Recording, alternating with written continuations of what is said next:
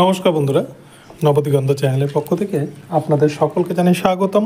তো বন্ধুরা, এই মুহূর্তে সবথেকে বিগ ব্রেকিং নিউজ সুপ্রিম কোর্টের পক্ষ থেকে আজকে সকালেই কিন্তু আপনাদেরকে জানিয়েছিলাম যে জোড়া মামলায় ঘুমুড়তে চলেছে প্রাথমিক শিক্ষা পর্ষদের। তো এরকমই কিন্তু রায় ইতিমধ্যে হয়ে গেল।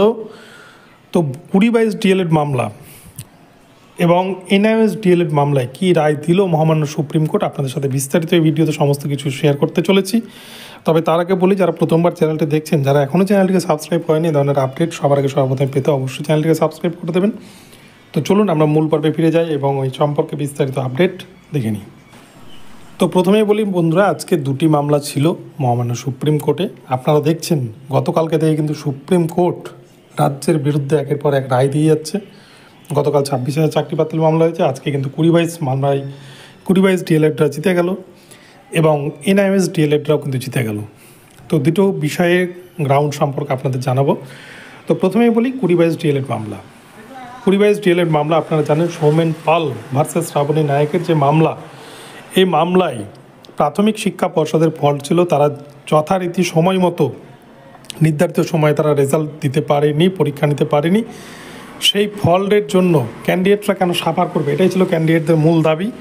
এবং এই ক্যান্ডিডেটদের যে দাবি, সেই দাবিকে যুক্তিপূর্ণ দাবি হিসেবে ধরে নিয়ে মহামান্য সুপ্রিম কোর্ট কিন্তু ক্যান্ডিডেটদের পক্ষে রায় দিয়েছে এবং এদের যে এসএলপিটা, সেই এসএলপিটা অ্যালাউ করা হলো এবং তাদের কিন্তু নিয়োগের নির্দেশ দেওয়া হলো। কিন্তু অর্ডার কপি না আসা পর্যন্ত পিটিশনার ভিত্তিক রায় হলো নাকি প্রত্যেক 20/22 ডিএলএডকে কনসিডার করা হবে, সেটা কিন্তু এখনও ক্লিয়ার নয় বিষয়টি। তাই অর্ডার কপি না আসা পর্যন্ত এই বিষয়টা কিন্তু আমাদেরকে ওয়েট করে থাকতে হবে।